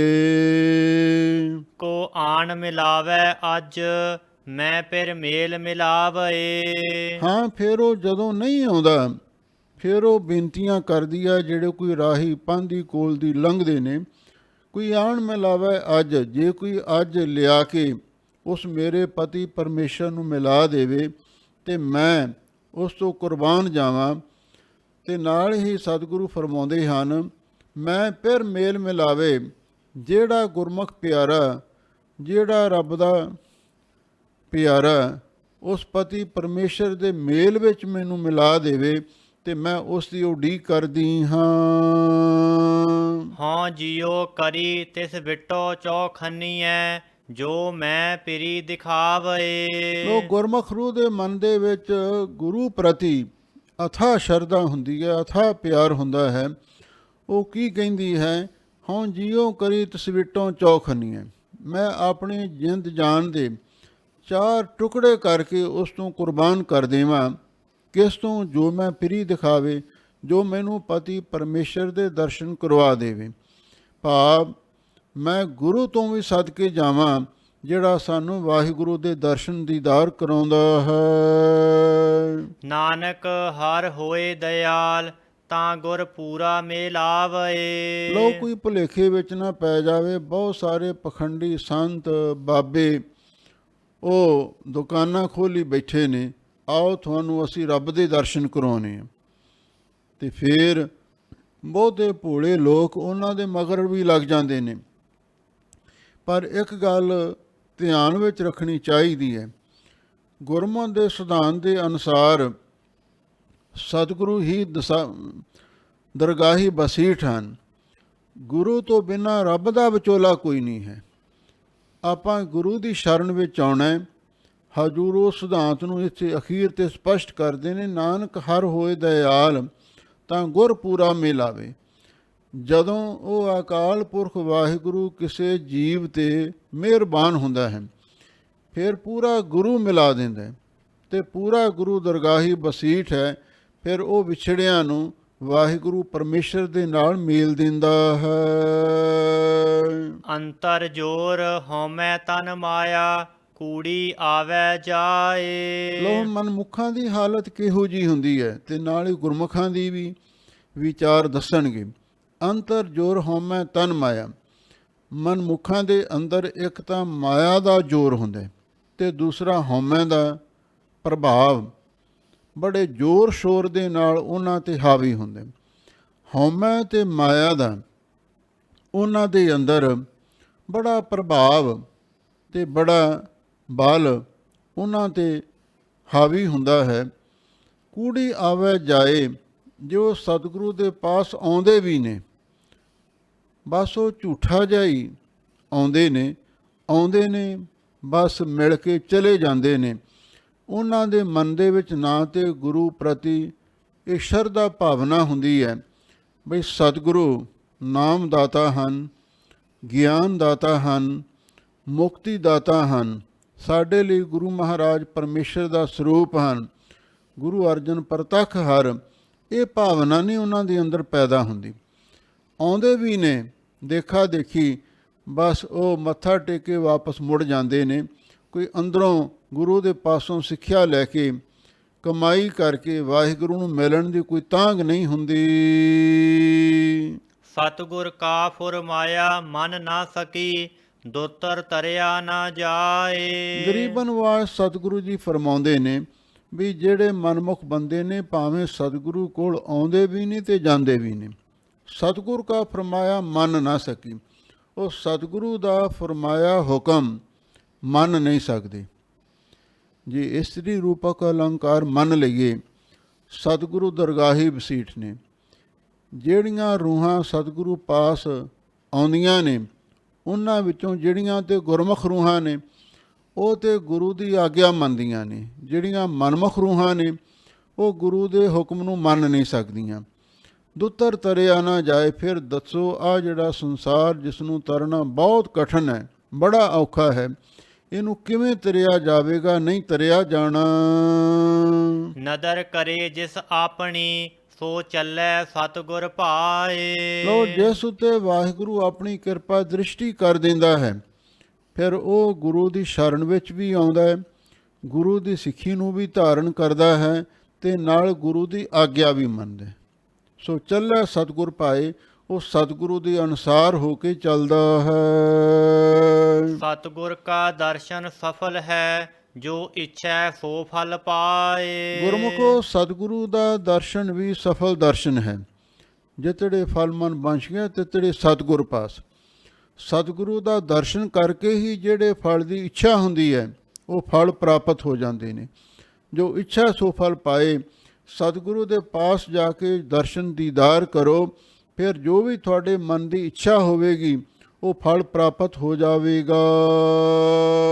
ਜਿਨੀ ਸਤਿਗੁਰ ਮੰਨਿਆ, ਹੋਂ ਤਿਨ ਕੈ ਲਾਗੋ ਪਾਏ। ਗਰੀਬ ਨਿਵਾਜ ਸਤਿਗੁਰੂ ਜੀ ਫਰਮਾਉਂਦੇ ਨੇ, ਜਿਨ੍ਹਾਂ ਨੇ ਸਤਿਗੁਰੂ ਨੂੰ ਮੰਨਿਆ ਹੈ, ਮੰਨਣ ਤੋਂ ਭਾਵ ਜਿਨ੍ਹਾਂ ਨੇ ਸਤਿਗੁਰੂ ਤੇ ਭਰੋਸਾ ਕੀਤਾ ਹੈ, ਜਿਨ੍ਹਾਂ ਦਾ ਮਨ ਗੁਰੂ ਤੇ ਪਤੀਜ ਗਿਆ ਹੈ, ਜਿਨ੍ਹਾਂ ਦਾ ਸਤਿਗੁਰੂ ਤੇ ਭਰੋਸਾ ਬੱਝ ਗਿਆ ਹੈ, ਹਉ ਤਿਨ ਕੈ ਲਾਗੋਂ ਪਾਏ। ਅਸੀਂ ਉਹਨਾਂ ਗੁਰਮੁਖ ਪਿਆਰਿਆਂ ਦੇ ਜਾ ਕੇ ਹਿਰਦੈ ਵਿਸ਼ਵਾਸ ਪ੍ਰਭ ਆਇਆ, ਤਤ ਗਿਆਨ ਤਿਸ ਮਨ ਪ੍ਰਗਟਾਇਆ। ਉਹਨਾਂ ਗੁਰਮੁਖਾਂ ਤੋਂ ਅਸੀਂ ਬਲਿਹਾਰ ਜਾਂਦੇ ਹਾਂ ਤੇ ਉਹਨਾਂ ਦੇ ਚਰਨੀ ਲੱਗਦੇ ਹਾਂ। ਨਾਨਕ ਤਾਕਾ ਦਾਸ ਹੈ, ਜੇ ਅਨ ਦਿਨ ਰਹਿ ਲਿਵ ਲਾਏ। ਗੁਰੂ ਰਾਮਦਾਸ ਮਹਾਰਾਜ ਸੱਚੇ ਪਾਤਸ਼ਾਹ ਫਰਮਾਉਂਦੇ ਨੇ, ਮੈਂ ਉਸ ਦਾ ਦਾਸ ਹਾਂ, ਮੈਂ ਉਹਦਾ ਚਰਨ ਸੇਵਕ ਹਾਂ। ਜੇ ਅੰਧਨ ਰਹਿ ਲਿਵ ਲਾਏ, ਜਿਹੜੇ ਦਿਨ ਰਾਤ ਸਤਿਗੁਰੂ ਦੇ ਚਰਨਾਂ ਵਿੱਚ, ਉਹਨਾਂ ਦੀ ਨਾਮ ਬਾਣੀ ਦੇ ਵਿੱਚ ਆਪਣੀ ਚਿੱਤ ਬਿਰਤੀ ਨੂੰ ਜੋੜੀ ਰੱਖਦੇ ਨੇ, ਮੈਂ ਉਹਨਾਂ ਦੇ ਚਰਨਾਂ ਦਾ ਸੇਵਾਦਾਰ ਬਣਨ ਲਈ ਤਿਆਰ ਹਾਂ। ਜਿਨਾ ਪਿਰੀ ਪਿਆਰ, ਬਿਨ ਦਰਸ਼ਨ ਕਿਉ ਤ੍ਰਿਪਤੀ ਹੈ। ਗਰੀਬ ਨਿਵਾਜ ਸਤਿਗੁਰੂ ਜਿਹੜੇ ਅਸਲੀ ਰੱਬ ਦੇ ਪਿਆਰੇ ਨੇ, ਉਹਨਾਂ ਨੂੰ ਚਾਹੇ ਕਿੰਨਾ ਵੀ ਕੋਈ ਹੋਰ ਲਾਲਚ ਦੇਵੇ, ਪਰ ਉਹਨਾਂ ਦਾ ਮਨ ਕਦੀ ਨਹੀਂ ਡੋਲਦਾ। ਜਿਨ੍ਹਾਂ ਪਿਰੀ ਪਿਆਰ, ਜਿਨ੍ਹਾਂ ਦੇ ਅੰਦਰ ਪਿਰੀ ਪਤੀ ਪਰਮੇਸ਼ਰ ਦਾ ਪਿਆਰ ਹੁੰਦਾ ਹੈ, ਬਿਨ ਦਰਸ਼ਨ ਕਿਉਂ ਤ੍ਰਿਪਤੀ ਹੈ। ਬਿਨਾਂ ਵਾਹਿਗੁਰੂ ਦੇ ਦਰਸ਼ਨ ਤੋਂ ਕਿਵੇਂ ਉਹਨਾਂ ਨੂੰ ਤ੍ਰਿਪਤੀ ਰੱਜ ਹਾਸਲ ਹੋ ਸਕਦਾ ਹੈ? ਕਦੀ ਉਹਨਾਂ ਦਾ ਮਨ ਰੱਜ ਨਹੀਂ ਸਕਦਾ। ਜਿਉ ਮਛਲੀ ਬਿਨ ਪਾਣੀਆਂ ਕਿਉਂ ਜੀਵਨ ਪਾਵੈ, ਬੂੰਦ ਬਿਹੂਣਾ ਚਾਤਰ ਕੋ ਕਿਉਂ ਕਰ ਤ੍ਰਿਪਤਾਵੈ। ਨਾਦ ਕੁਰੰਕ ਹੈ ਬੇਦਿਆ ਸਨਮੁਖ ਉੱਠ ਧਾਵੈ, ਭਵਰ ਲੋਭੀ ਕੁਸੁਮ ਬਾਸ ਕਾ ਮਿਲ ਆਪ ਬੰਧਾਵੈ ਹੈ। ਤਿਉ ਸੰਤ ਜਨਾ ਹਰ ਪ੍ਰੀਤ ਹੈ, ਦੇਖ ਦਰਸ ਅਗਾਵੈ। ਗੁਰਮੁਖ ਪਿਆਰੇ ਵਾਹਿਗੁਰੂ ਦੇ ਦਰਸ਼ਨਾਂ ਤੋਂ ਬਿਨਾਂ ਕਿਵੇਂ ਤ੍ਰਿਪਤ ਹੋ ਸਕਦੇ ਨੇ? ਨਹੀਂ ਹੋ ਸਕਦੇ। ਨਾਨਕ ਮਿਲੇ ਸੁਭਾਏ, ਗੁਰਮੁਖ ਇਹੋ ਮਨ ਰਹਿਸੀਐ। ਗਰੀਬ ਨਿਵਾਜ ਸਤਿਗੁਰੂ ਜੀ ਫਰਮਾਉਂਦੇ ਨੇ, ਜਦੋਂ ਉਹ ਅਕਾਲ ਪੁਰਖ ਵਾਹਿਗੁਰੂ ਮਿਲਦਾ ਹੈ ਤੇ ਸੁਭਾਵਕ ਮਿਲਦਾ, ਨਾਨਕ ਮਿਲੇ ਸੁਭਾਏ, ਸੁਤੇ ਸਿੱਧੀ ਮਿਲਦੇ। ਤੇ ਜਦੋਂ ਮਿਲਦਾ ਹੈ ਗੁਰਮੁਖ ਇਹੋ ਮਨ ਰਹਿਸੀ ਹੈ, ਫਿਰ ਗੁਰੂ ਦੀ ਕਿਰਪਾ ਦੁਆਰਾ ਇਹ ਮਨ ਪ੍ਰਸੰਨ ਹੋ ਜਾਂਦਾ, ਮਨ ਖਿੜ ਜਾਂਦਾ ਹੈ। ਮਿਲਦਾ ਵੀ ਗੁਰੂ ਦੀ ਕਿਰਪਾ ਦੇ ਨਾਲ ਹੀ ਹੈ। ਇਸੇ ਲਈ ਗਰੀਬ ਨਿਵਾਜ ਸਤਿਗੁਰੂ ਜੀ ਫਰਮਾਉਂਦੇ ਹਨ, ਗੁਰਮੁਖੋ ਵੀ ਜਦੋਂ ਉਹ ਵਾਹਿਗੁਰੂ ਮਿਲਦਾ ਹੈ, ਸੁਤੇ ਸਿੱਧ ਮਿਲਦਾ, ਗੁਰੂ ਦੀ ਮਿਹਰ ਦੇ ਨਾਲ ਮਿਲਦਾ। ਤੇ ਜਦੋਂ ਮਿਲ ਜਾਵੇ ਫਿਰ ਗੁਰੂ ਦੀ ਕਿਰਪਾ ਦੁਆਰਾ ਇਹ ਮਨ ਆਨੰਦ ਪ੍ਰਸੰਨ ਹੋ ਜਾਂਦਾ ਹੈ। ਜਿਨਾ ਪਿਰੀ ਪਿਆਰ, ਕਿਉ ਜੀਵਨ ਪਿਰ ਬਾਹਰੇ। ਲੋ ਜਿਨ੍ਹਾਂ ਗੁਰਮੁਖ ਰੂਹਾਂ ਦਾ ਉਸ ਪਤੀ ਅਕਾਲ ਪੁਰਖ ਵਾਹਿਗੁਰੂ ਦੇ ਨਾਲ ਪਿਆਰ ਹੋ ਜਾਂਦਾ ਹੈ, ਕਿਉਂ ਜੀਵਨ ਫਿਰ ਬਾਹਰੇ। ਉਸ ਵਾਹਿਗੁਰੂ ਤੋਂ ਬਾਹਰੇ ਦਾ ਅਰਥ ਹੈ ਬਗੈਰ, ਤੇ ਉਹਨਾਂ ਨੂੰ ਕਿਵੇਂ ਜੀਵਨ ਪ੍ਰਾਪਤ ਹੋ ਸਕਦਾ? ਨਹੀਂ ਹੋ ਸਕਦਾ। ਰਾਮ ਵਿਯੋਗੀ ਨਾ ਜੀਐ, ਜੀਐ ਤਾਂ ਬੌਰਾ ਹੋਏ, ਇਹ ਉਹਨਾਂ ਦੀ ਅਵਸਥਾ ਬਣ ਜਾਂਦੀ ਹੈ। ਜਾ ਸਹੁ ਦੇਖਣ ਆਪਣਾ, ਨਾਨਕ ਥੀਵਨ ਭੀ ਹਰੇ। ਗਰੀਬ ਨਿਵਾਜ ਸਤਿਗੁਰੂ ਜੀ ਫਰਮਾਉਂਦੇ ਨੇ, ਜਿਨ੍ਹਾਂ ਦਾ ਉਸ ਵਾਹਿਗੁਰੂ ਨਾਲ ਪਿਆਰ ਹੁੰਦਾ ਹੈ, ਜਾ ਸੋ ਦੇਖਣ ਆਪਣਾ, ਜਦੋਂ ਸਹੁ ਪਤੀ ਪਿਆਰੇ ਪ੍ਰਭੂ ਨੂੰ, ਉਸ ਆਪਣੇ ਮਾਲਕ ਨੂੰ ਦੇਖਦੇ ਨੇ, ਨਾਨਕ ਥੀਵਨ ਭੀ ਹਰੇ, ਉਹ ਐਨ ਹਰੇ ਪਰੇ ਹੋ ਜਾਂਦੇ ਨੇ। ਭਾਵ ਜਿਵੇਂ ਬਸੰਤ ਰੁੱਤ ਵਿੱਚ ਸਾਰੀ ਬਨਾਸਪਤੀ ਖਿੜ ਜਾਂਦੀ ਹੈ, ਇਉਂ ਜਦੋਂ ਉਹਨਾਂ ਨੂੰ ਵਾਹਿਗੁਰੂ ਦੇ ਦਰਸ਼ਨ ਹੁੰਦੇ ਨੇ, ਤਨ ਮਨ ਥੀਵੈ ਹਰਿਆ, ਉਹਨਾਂ ਦਾ ਤਨ ਤੇ ਮਨ ਹਰਾ ਭਰਾ ਹੋ ਜਾਂਦਾ ਹੈ। ਜਿਨ੍ਹਾਂ ਗੁਰਮੁਖ ਅੰਦਰ ਨੇਹੋ, ਤੈ ਪ੍ਰੀਤਮ ਸੱਚੈ ਲਾਇਆ। ਗਰੀਬਨ ਵਾਸ ਸਤਿਗੁਰੂ ਜੀ, ਇਹ ਪ੍ਰੇਮ ਲੱਗਦਾ ਕਿਵੇਂ ਹੈ? ਸਾਚ ਕਹੂੰ ਸੁਣ ਲਿਓ ਸਭੈ, ਜਿਨ ਪ੍ਰੇਮ ਕੀਓ ਤਿਨ ਹੀ ਪ੍ਰਭ ਪਾਇਓ। ਸਾਧ ਸੰਗਤ ਬਿਨਾ ਭਾਵ ਨਹੀਂ ਉਪਜੈ, ਭਾਵ ਬਿਨ ਭਗਤ ਨਹੀਂ ਹੋਏ ਤੇਰੀ। ਹਾਜ਼ੂਰ ਕਹਿੰਦੇ ਨੇ, ਗੁਰਮੁਖ ਜਿਨ੍ਹਾਂ ਗੁਰਮੁਖ ਅੰਦਰ ਨੇਹੋ, ਜਿਨ੍ਹਾਂ ਗੁਰਮੁਖਾਂ ਦੇ ਅੰਦਰ ਸੱਚਾ ਪ੍ਰੇਮ, ਤੈ ਪ੍ਰੀਤਮ ਸੱਚਾ ਲਾਇਆ। ਐ ਪਿਆਰੇ ਪ੍ਰਭੂ, ਤੂੰ ਸੱਚਾ ਪ੍ਰੇਮ ਜਿਨ੍ਹਾਂ ਗੁਰਮੁਖਾਂ ਦੇ ਅੰਦਰ ਲਾ ਦਿੱਤਾ। ਭਾਵ ਜਿਹੜੇ ਹਰ ਵੇਲੇ ਵਾਹਿਗੁਰੂ ਦੇ ਦਰਸ਼ਨਾਂ ਦੀ ਤਾਂਘ ਦੇ ਵਿੱਚ ਹੀ ਰਹਿੰਦੇ ਨੇ, ਕਿਸੇ ਹੋਰ ਪਾਸੇ ਉਹਨਾਂ ਦਾ ਧਿਆਨ ਜਾਂਦਾ ਹੀ ਨਹੀਂ ਹੈ। ਰਾਤੀ ਅਤੈ ਡੇਹੋ, ਨਾਨਕ ਪ੍ਰੇਮ ਸਮਾਇਆ। ਕੀ ਰਾਤ ਤੇ ਕੀ ਦਿਨ, ਇਹਦੇ ਵਿੱਚ ਵੀ ਕੋਈ ਫਰਕ ਨਹੀਂ ਪੈਂਦਾ। ਨਾਨਕ ਪ੍ਰੇਮ ਸਮਾਇਆ, ਜਿਹੜੇ ਵਾਹਿਗੁਰੂ ਦੇ ਪਿਆਰ ਵਾਲੇ ਗੁਰਮੁਖ ਨੇ, ਜਿਨ੍ਹਾਂ ਦੇ ਅੰਦਰ ਵਾਹਿਗੁਰੂ ਨੇ ਖੁਦ ਆਪਣਾ ਪਿਆਰ ਲਾ ਦਿੱਤਾ ਹੈ, ਗੁਰੂ ਦਾ ਪਿਆਰ, ਗੁਰੂ ਦਾ ਪ੍ਰੇਮ ਲਾ ਦਿੱਤਾ ਹੈ, ਉਹ ਹਮੇਸ਼ਾ ਲਈ ਗੁਰੂ ਦੇ ਪ੍ਰੇਮ ਦੇ ਵਿੱਚ ਹੀ ਲੀਨ ਹੋਏ ਰਹਿੰਦੇ ਨੇ। ਦਿਨ ਰਾਤ ਉਹ ਵਾਹਿਗੁਰੂ ਵਾਹਿਗੁਰੂ, ਗੁਰੂ ਗੁਰੂ ਜਪਦੇ ਰਹਿੰਦੇ ਹਨ। ਗੁਰਮੁਖ ਸੱਚੀ ਆਸ ਕੀ, ਜਿਤ ਪ੍ਰੀਤਮ ਸੱਚਾ ਪਾਈਐ। ਗਰੀਬਨ ਵਾਸ ਸਤਿਗੁਰੂ ਜੀ ਫਰਮਾਉਂਦੇ ਨੇ, ਭਾਈ ਗੁਰਮੁਖਾਂ ਦੀ ਆਸ਼ਕੀ ਵੀ ਸੱਚੀ ਹੁੰਦੀ ਹੈ। ਇੱਕ ਤਾਂ ਦੁਨਿਆਵੀ ਪ੍ਰੇਮ ਹੁੰਦਾ, ਉਹ ਤੇ ਝੂਠਾ ਹੈ, ਪਰ ਗੁਰਮੁਖਾਂ ਦੀ ਜਿਹੜੀ ਆਸ਼ਕੀ ਉਹ ਸੱਚੀ ਹੁੰਦੀ ਹੈ। ਗੁਰਮੁਖਾਂ ਦਾ ਪ੍ਰੇਮ ਸਦਾ ਸਿਰ ਰਹਿਣ ਵਾਲਾ ਹੁੰਦਾ। ਜਿਤ ਪ੍ਰੀਤਮ ਸੱਚਾ ਪਾਈਆ, ਜੋ ਸੱਚੇ ਪ੍ਰੇਮ ਰਾਹੀਂ ਉਹ ਸੱਚੇ ਪਿਆਰੇ ਪ੍ਰੀਤਮ ਅਕਾਲ ਪੁਰਖ ਨੂੰ ਪ੍ਰਾਪਤ ਕਰ ਲਈਦਾ ਹੈ। ਅਨ ਦਿਨ ਰਹਿ ਆਨੰਦ, ਨਾਨਕ ਸਹਿਜ ਸਮਾਈਐ। ਗਰੀਬਨ ਵਾਸ ਸਤਿਗੁਰੂ ਜੀ ਫਰਮਾਉਂਦੇ ਨੇ, ਫਿਰ ਜਿਨ੍ਹਾਂ ਨੂੰ ਵਾਹਿਗੁਰੂ ਦੀ ਪ੍ਰਾਪਤੀ ਹੋ ਜਾਂਦੀ ਹੈ, ਅੰਦਨ ਰਹੇ ਹੈ ਆਨੰਦ, ਉਹ ਦਿਨ ਰਾਤ ਫਿਰ ਆਪਣੇ ਆਨੰਦ ਵਿੱਚ ਹੀ ਰਹਿੰਦੇ ਨੇ, ਮੌਜ ਵਿੱਚ ਹੀ, ਖੁਸ਼ੀ ਵਿੱਚ ਹੀ ਸਮਾਂ ਬਤੀਤ ਕਰਦੇ ਨੇ। ਨਾਨਕ ਸਹਿਜ ਸਮਾਈ ਹੈ, ਕਿਉਂ? ਫਿਰ ਉਹ ਆਤਮਿਕ ਅਡੋਲ ਅਵਸਥਾ ਵਿੱਚ ਲੀਨ ਹੋਏ ਰਹਿੰਦੇ ਹੈ। ਉਹਨਾਂ ਦਾ ਮਨ ਤੁਰੀਆ ਅਵਸਥਾ ਦੇ ਵਿੱਚ, ਚੌਥੇ ਪਦ ਵਿੱਚ, ਤੇ ਆਤਮਿਕ ਅਡੋਲ ਅਵਸਥਾ ਦੇ ਵਿੱਚ ਲੀਨ ਹੋਇਆ ਰਹਿੰਦਾ ਹੈ। ਸੱਚਾ ਪ੍ਰੇਮ ਪਿਆਰ, ਗੁਰ ਪੂਰੇ ਤੇ ਪਾਈਐ। ਮਹਾਰਾਜ, ਸੱਚਾ ਪ੍ਰੇਮ ਪਿਆਰ ਮਿਲਦਾ ਕਿੱਥੋਂ ਹੈ? ਤਾਂ ਹਜ਼ੂਰ ਇਹਦਾ ਜਵਾਬ ਦਿੰਦੇ ਨੇ, ਪ੍ਰੇਮ ਨਾ ਬਾੜੀ ਉਪਜਦਾ, ਪ੍ਰੇਮ ਨਾ ਹਾਟ ਬਿਕਾਏ, ਰਾਣਾ ਰਾਜਾ ਜੋ ਚਾਹੇ ਸਿਰ ਦੀਜੈ, ਪ੍ਰੇਮ ਲੈ ਜਾਏ। ਇਹ ਸਿਰ ਦੇ ਕੇ ਪ੍ਰੇਮ ਮਿਲਦਾ। ਸੱਚਾ ਪ੍ਰੇਮ ਪਿਆਰ, ਜਿਹੜਾ ਸੱਚਾ ਪ੍ਰਭੂ ਦਾ ਪ੍ਰੇਮ ਪਿਆਰ ਹੈ, ਗੁਰ ਪੂਰੇ ਤੇ ਪਾਈਐ, ਉਹ ਪੂਰੇ ਗੁਰੂ ਤੋਂ ਹੀ ਪ੍ਰਾਪਤ ਹੁੰਦਾ ਹੈ। ਕਬਹੂ ਨਾ ਹੋਵੇ ਭੰਗ, ਨਾਨਕ ਹਰ ਗੁਣ ਗਾਈਐ। ਗਰੀਬਨ ਵਾਸ ਸਤਿਗੁਰੂ ਜੀ ਕਹਿੰਦੇ ਨੇ, ਸੰਗਤ ਨਾਲ ਮਿਲ ਕੇ ਵਾਹਿਗੁਰੂ ਦੇ ਗੁਣ ਗਾਉਂਦੇ ਰਹੋ, ਫਿਰ ਉਹ ਵਾਹਿਗੁਰੂ ਦਾ ਪ੍ਰੇਮ ਕਦੀ ਵੀ ਭੰਗ ਨਾਸ ਨਹੀਂ ਹੁੰਦਾ। ਭਾਵ ਗੁਰਮੁਖਾਂ ਦੀ ਸੰਗਤ ਕਰਕੇ, ਬਾਣੀ ਕੀਰਤਨ ਕਥਾ ਦੀ ਓਟ ਲੈ ਕੇ, ਫਿਰ ਉਸ ਪ੍ਰੇਮ ਨੂੰ ਹਮੇਸ਼ਾ ਲਈ ਕਾਇਮ ਰੱਖਿਆ ਜਾ ਸਕਦਾ ਹੈ। ਜਿਨ੍ਹਾਂ ਅੰਦਰ ਸੱਚਾ ਨੇਹੋ, ਕਿਉ ਜੀਵਨ ਪਿਰੀ ਵਿਹੂਣਿਆ। ਗਰੀਬਨ ਵਾਸ ਸਤਿਗੁਰੂ ਜੀ ਫਰਮਾਉਂਦੇ ਨੇ, ਜਿਨ੍ਹਾਂ ਦੇ ਅੰਦਰ ਵਾਹਿਗੁਰੂ ਦਾ ਸੱਚਾ ਨੇਹੋ ਪ੍ਰੇਮ ਲੱਗ ਜਾਂਦਾ ਹੈ, ਕਿਉਂ ਜੀਵਨ ਪਿਰੀ ਵਿਹੂਣਿਆ, ਫਿਰ ਉਸ ਪਤੀ ਪਰਮੇਸ਼ਰ ਦੀ ਪ੍ਰਾਪਤੀ ਤੋਂ ਬਿਨਾਂ ਉਹਨਾਂ ਨੂੰ ਜੀਵਨ ਕਿਵੇਂ ਪ੍ਰਾਪਤ ਹੋ ਸਕਦਾ? ਨਹੀਂ ਹੋ ਸਕਦਾ। ਜਿਹੜੇ ਰੱਬ ਦੇ ਪਿਆਰੇ ਨੇ ਉਹਨਾਂ ਦਾ ਜੀਵਨ ਹੀ ਪ੍ਰੇਮ ਹੈ, ਤੇ ਪ੍ਰੇਮ ਤੋਂ ਬਿਨਾਂ ਉਹ ਜਿਉ ਨਹੀਂ ਸਕਦੇ। ਗੁਰਮੁਖ ਮੇਲੇ ਆਪ ਨਾਨਕ ਚਿਰੀ ਵਿਛੁੰਨਿਆ। ਗਰੀਬ ਨਿਵਾਜ ਸਤਿਗੁਰੂ ਜੀ ਫਰਮਾਉਂਦੇ ਨੇ, ਜਿਹੜੇ ਜੀਵ ਚਿਰਾਂ ਤੋਂ ਵਿਛੜੇ ਹੋਏ ਨੇ, ਕਿਰਤ ਕਰਮ ਕੇ ਵਿਛੜੇ ਕਰ ਕਿਰਪਾ ਮਿਲਹੁ ਰਾਮ। ਫਿਰ ਵਾਹਿਗੁਰੂ ਆਪ ਕਿਰਪਾ ਕਰਕੇ ਗੁਰੂ ਦੁਆਰਾ ਉਹਨਾਂ ਨੂੰ ਆਪਣੇ ਨਾਲ ਮੇਲ ਲੈਂਦਾ ਹੈ। ਜਿਨ ਕੋ ਪ੍ਰੇਮ ਪਿਆਰ ਤੋ ਆਪੇ ਲਾਇਆ ਕਰਮ ਕਰ।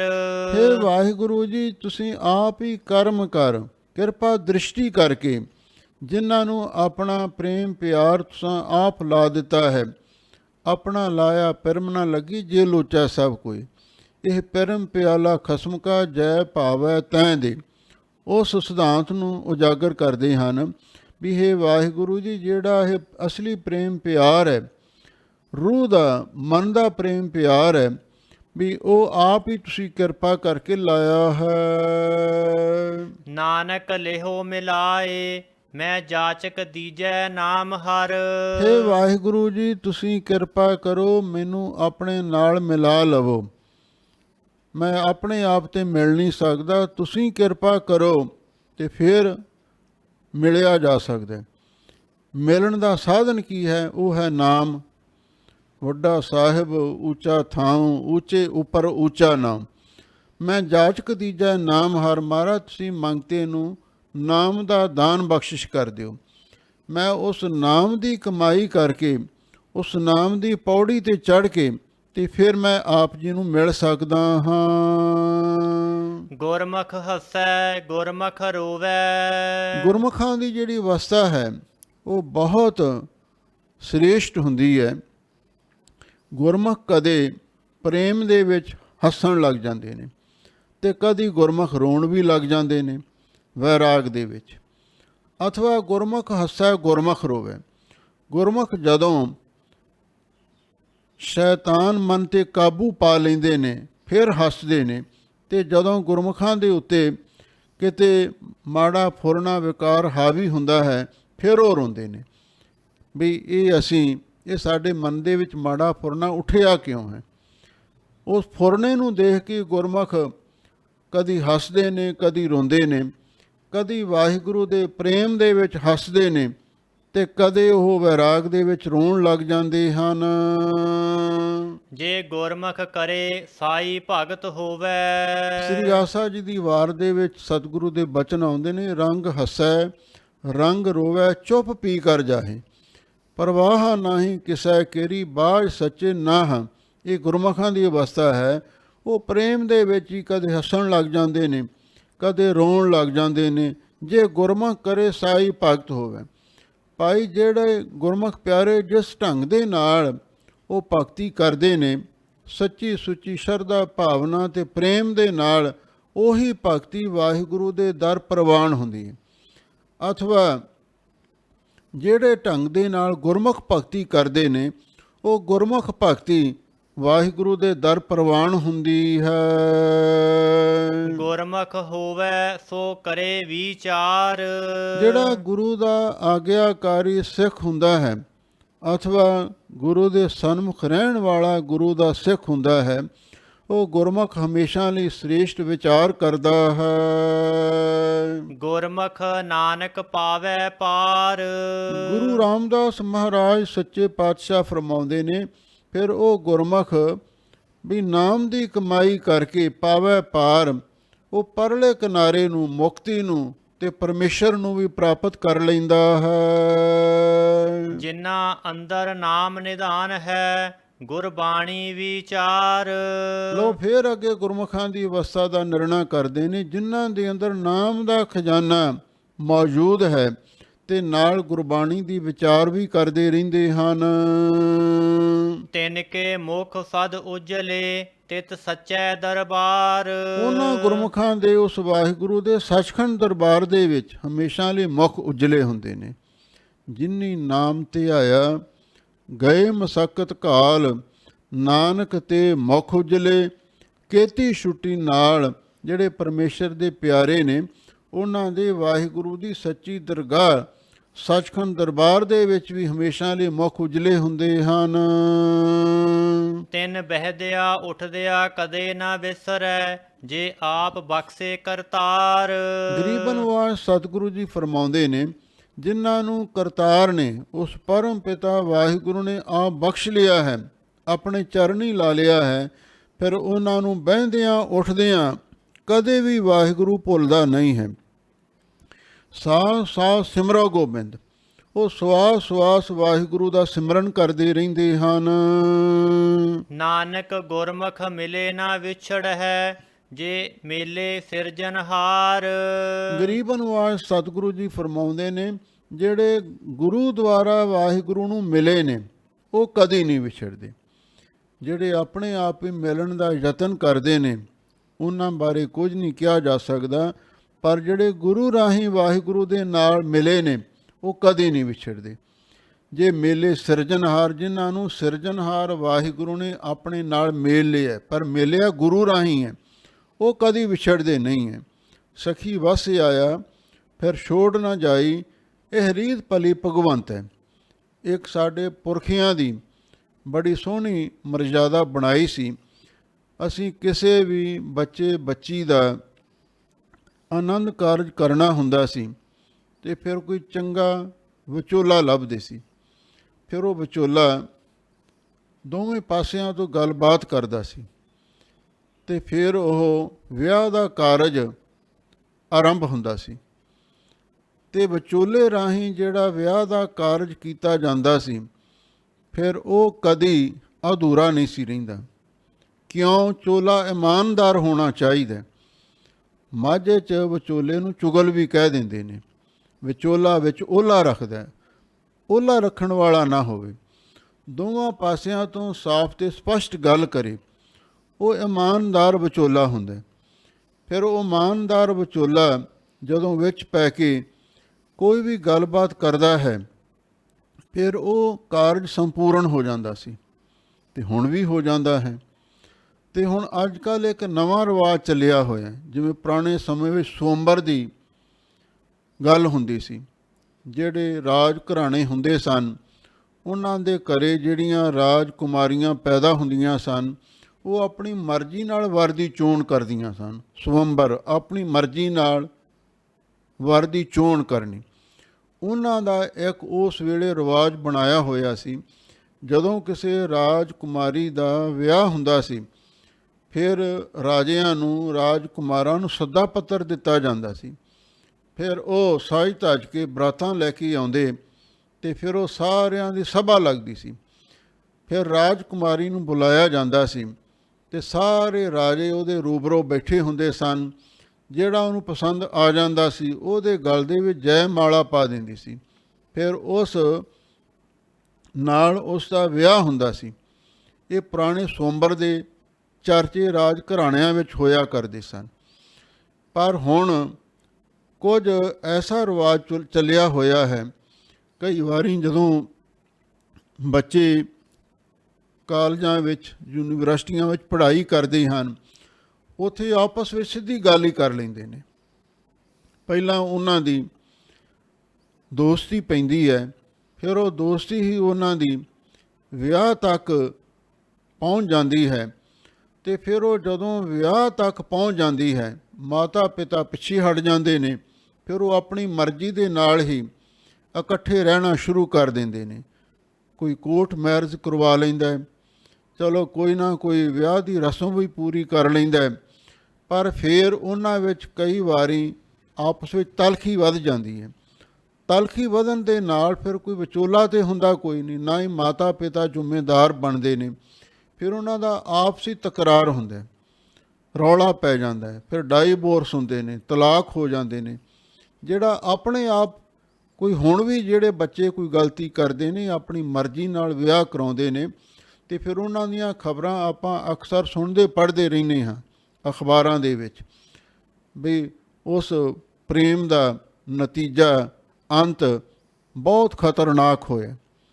ਕੋਈ ਸਲਫਾਸ ਖਾ ਕੇ ਮਰ ਜਾਂਦੇ ਨੇ, ਕੋਈ ਗੱਡੀ ਥੱਲੇ ਆ ਕੇ ਜਾਨ ਦੇ ਦਿੰਦੇ ਨੇ, ਕਿਸੇ ਹੋਰ ਢੰਗ ਦੇ ਨਾਲ ਫਿਰ ਉਹਨਾਂ ਦਾ ਇਸ ਤਰ੍ਹਾਂ ਦਾ ਹਸ਼ਰ ਹੁੰਦਾ ਹੈ।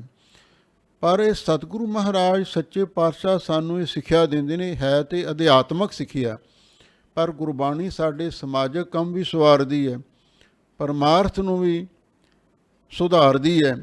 ਇਸੇ ਲਈ ਗਰੀਬ ਨਵਾਜ਼ ਸਤਿਗੁਰੂ ਜੀ ਕਹਿੰਦੇ ਨੇ, ਸਤਿਗੁਰੂ ਦਰਗਾਹੀ ਬਸੀਠ ਨੇ। ਜਦੋਂ ਆਪਾਂ ਗੁਰੂ ਦੀ ਓਟ ਲੈ ਕੇ ਵਾਹਿਗੁਰੂ ਦੇ ਨਾਲ ਪਿਆਰ ਕਰਾਂਗੇ, ਉਹਦੀ ਸੱਚੀ ਭਗਤੀ ਕਰਾਂਗੇ, ਫਿਰ ਵਾਹਿਗੁਰੂ ਦੇ ਨਾਲ ਮਿਲਾਪ ਹੋ ਜਾਵੇਗਾ।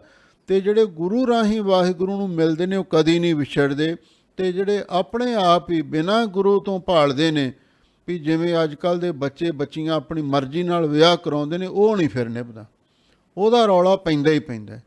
ਕੋਈ 100 ਵਿੱਚੋਂ ਇੱਕ ਅੱਧਾ ਭਾਵੇਂ ਵੀ ਉਹ ਟਿਕ ਸਕੇ, ਨਹੀਂ ਤੇ ਫਿਰ ਅਕਸਰ ਉਹਨਾਂ ਦਾ ਥੋੜ੍ਹੇ ਦਿਨਾਂ 'ਚ ਹੀ ਰੋਲ ਘਚੋਲਾ ਪੈ ਜਾਂਦਾ ਹੈ। ਅਤੇ ਸਤਿਗੁਰੂ ਇਹੋ ਜਿਹੀਆਂ ਮਾੜੀਆਂ ਜਿਹੜੀਆਂ ਪਿਰਤਾਂ ਨੇ, ਇਹਨਾਂ ਤੋਂ ਸਾਨੂੰ ਬਚਾਉਣ ਅਤੇ ਆਪਾਂ ਜਿਹੜੀਆਂ ਪੁਰਾਣੀਆਂ ਸਾਡੀਆਂ ਮਰਜ਼ਾਦਾ ਨੇ ਉਹਨਾਂ ਦੇ ਅਨੁਸਾਰ ਹੀ ਸਾਰੇ ਕਾਰਜ ਕਰੀਏ। ਇਹਦੇ ਨਾਲ ਹੀ ਸਾਨੂੰ ਸਮਾਜਿਕ ਸੁੱਖ ਵੀ ਮਿਲੇਗਾ, ਇੱਜ਼ਤ ਵੀ ਮਿਲੇਗੀ, ਸਤਿਕਾਰ ਵੀ ਮਿਲੇਗਾ, ਅਤੇ ਨਾਲੇ ਗੁਰੂ ਮਹਾਰਾਜ ਸੱਚੇ ਪਾਤਸ਼ਾਹ ਦੀ ਪ੍ਰਸੰਨਤਾ ਵੀ ਸਾਨੂੰ ਮਿਲੇਗੀ। ਇਉਂ ਪਰਮਾਰਥ ਵੀ ਆਪਾਂ ਗੁਰਬਾਣੀ ਦੁਆਰਾ ਸਿੱਧ ਕਰਨਾ ਹੈ, ਅਤੇ ਸਮਾਜ ਦੇ ਵੀ ਕੰਮ ਸਾਰੇ ਗੁਰੂ ਦੀ ਓਟ ਲੈ ਕੇ ਆਪਾਂ ਸੁਧਾਰਨੇ ਨੇ। ਇਹ ਸਿੱਖਿਆ ਗੁਰੂ ਮਹਾਰਾਜ ਸੱਚੇ ਪਾਤਸ਼ਾਹ ਨੇ ਸਾਨੂੰ ਬਖਸ਼ਿਸ਼ ਕੀਤੀ ਹੈ। ਆਪਾਂ ਇਸ ਨੂੰ ਸੁਣਿਆ, ਆਪਣੇ ਜੀਵਨ ਵਿੱਚ ਵਸਾਈਏ, ਇਹਦੇ ਨਾਲ ਹੀ ਸਾਡੇ ਜੀਵਨ ਦੀ ਸਫਲਤਾ ਹੋ ਸਕਦੀ ਹੈ। ਸਾਰੀ ਸੰਗਤ ਦਾ ਬਹੁਤ ਬਹੁਤ ਧੰਨਵਾਦ। ਹੋਈਆਂ ਭੁੱਲਾਂ ਚੁੱਕਾਂ ਲਈ ਖਿਮਾ ਕਰਨਾ। ਤਿੰਨ ਬਹਿੰਦਿਆ ਉੱਠਦਿਆ ਕਦੇ ਨਾ ਵਿਸਰੈ, ਜੇ ਆਪ ਬਖਸ਼ੇ ਕਰਤਾਰ। ਨਾਨਕ ਗੁਰਮੁਖ ਮਿਲੇ ਨਾ ਵਿਛੜਹਿ, ਜੇ ਮੇਲੇ ਸਿਰਜਣਹਾਰ। ਵਾਹਿਗੁਰੂ ਜੀ ਕਾ ਖਾਲਸਾ, ਵਾਹਿਗੁਰੂ ਜੀ ਕੀ ਫਤਿਹ। ਜਿਨੀ ਸਤਿਗੁਰ ਮੰਨਿਆ, ਹਉ ਤਿਨ ਕੇ ਲਾਗੋ ਪਾਏ।